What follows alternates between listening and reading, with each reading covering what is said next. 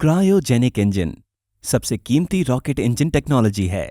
इसकी डिजाइन और operational complexity की वजह से कुछ ही देश इस इंजन को डेवलप कर पाए हैं।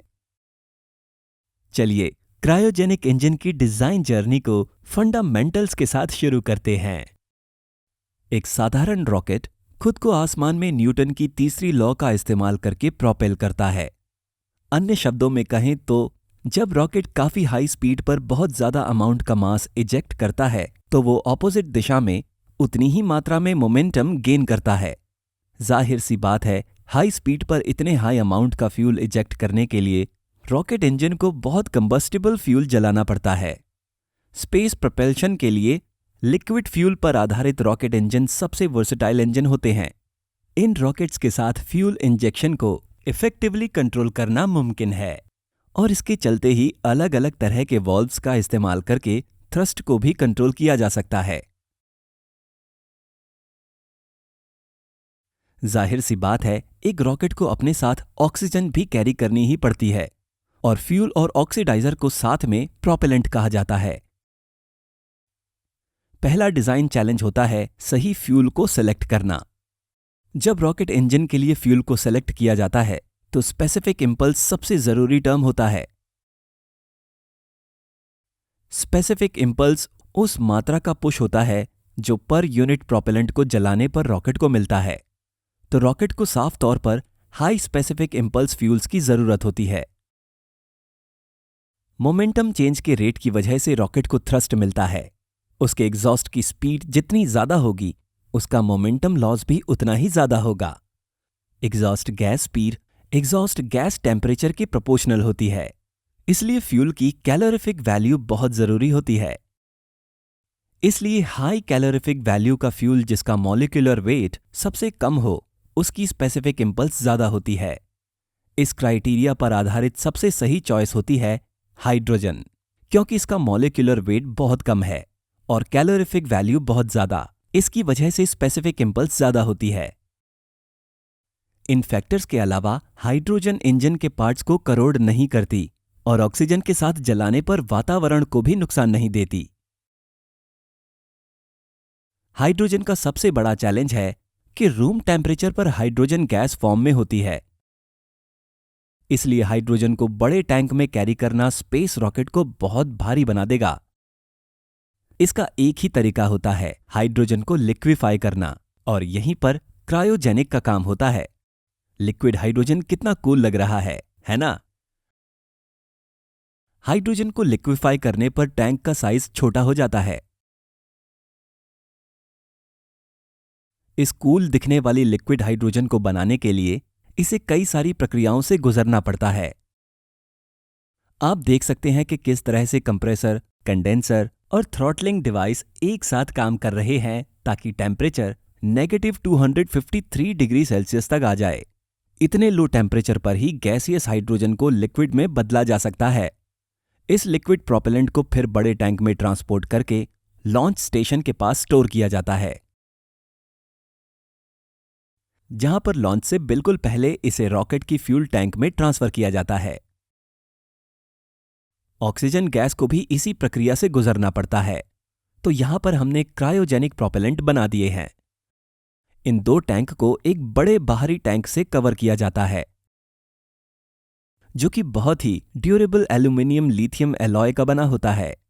क्या आप इस येलो कलर के मटेरियल को देख पा रहे हैं जिसने बाहर वाले टैंक को कवर किया है? ये मटेरियल थर्मली इंसुलेटिंग पॉलीयूरेथेन की 25 मिलीलीटर मोटी लेयर है, जिसे स्प्रे फोम टेक्निक से लगाया गया है। इसका मकसद है बाहर वाले टैंक को प्रोटेक्ट करना, जिसे अर्थ के एटमॉस्फेयर से पास होते समय बहुत ज्यादा हीट को फेस करना पड़ता है। अब हमने क्रायोजेनिक प्रोपेलेंट LH2 और LOX को सेफ तरह से स्टोर कर दिया है। अब चलिए क्रायोजेनिक इंजन की मैकेनिकल डिजाइन को देखते हैं। अगर हम फ्यूल टैंक में से फ्यूल को कंबशन चैम्बर तक डायरेक्टली सप्लाई कर दें तो क्या होगा? लिक्विड हाइड्रोजन और लिक्विड ऑक्सीजन अपने आप ही इंजन तक बह जाएंगे, जिसकी वजह से कंबशन हो सकता है, पर जो थ्रस्ट जनरेट होगा वो एक सक्सेसफुल टेक ऑफ के लिए काफी नहीं होगा। एग्जॉस्ट को नोजल से तेज स्पीड पर प्रोपेल करने के लिए फ्यूल और ऑक्सीडाइजर को कंबशन चैम्बर तक भेजने के लिए एक पंप की जरूरत होती है।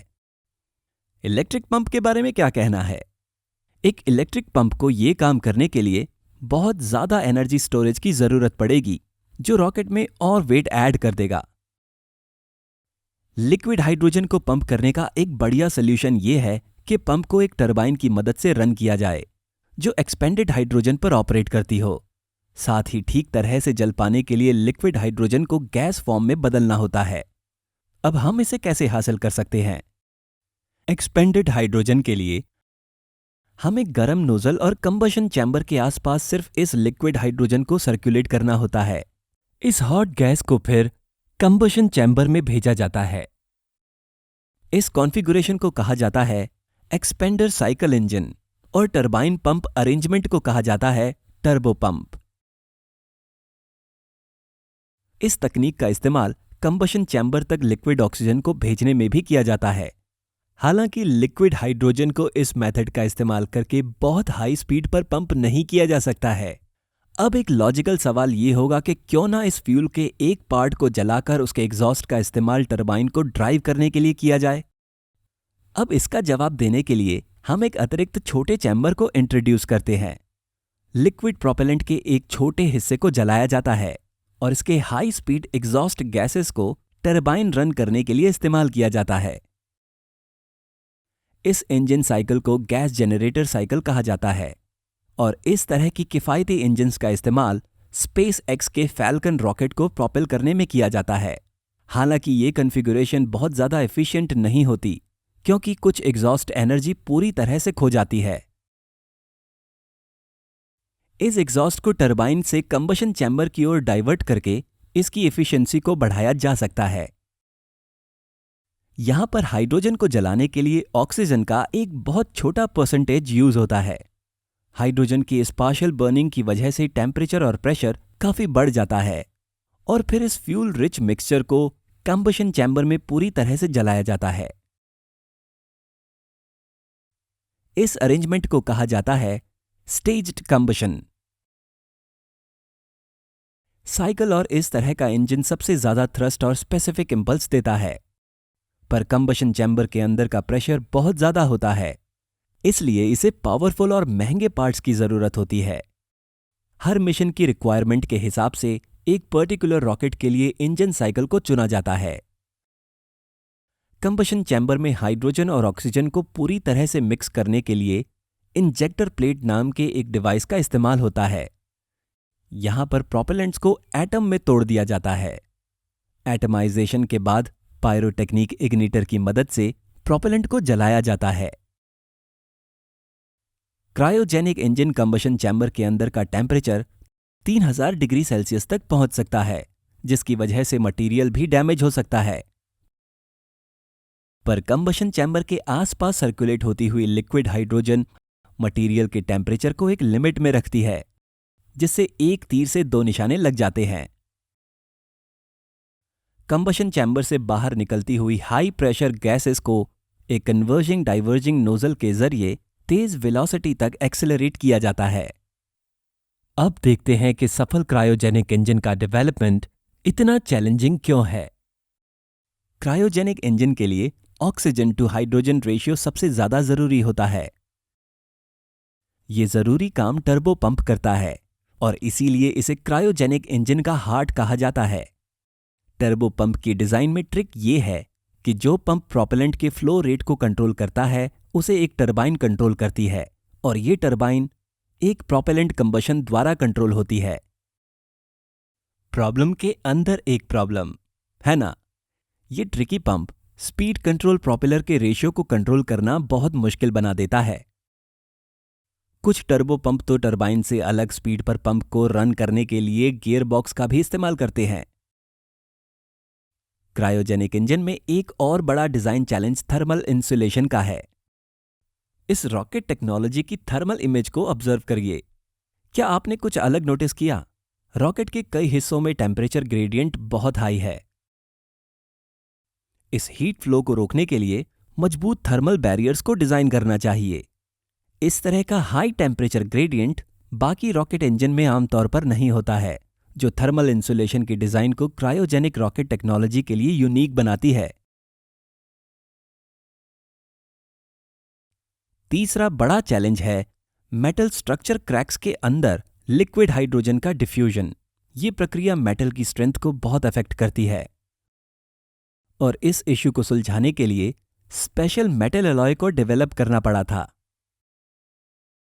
क्रायोजेनिक इंजन को आमतौर पर रॉकेट की दूसरी और तीसरी स्टेज में यूज किया जाता है। इन सभी डिजाइन कम्प्लेक्सिटीज के साथ हर चीज को सही तरीके से कर पाने में बहुत काम लगता है। इस डिजाइन कम्प्लेक्सिटी की वजह से ही बहुत ही कम ऐसे देश हैं जो क्रायोजेनिक इंजन के डिजाइन को मास्टर कर पाए हैं। क्रायोजेनिक इंजन के भविष्य की डेवलपमेंट में कई मिशन फेज के लिए डीप थ्रॉटलिंग इंजन्स शामिल हैं। ये सुनने के लिए आपका धन्यवाद। क्या आप हमारी टीम का हिस्सा बनना चाहेंगे? प्लीज सपोर्ट बटन को क्लिक करिए। Thank you.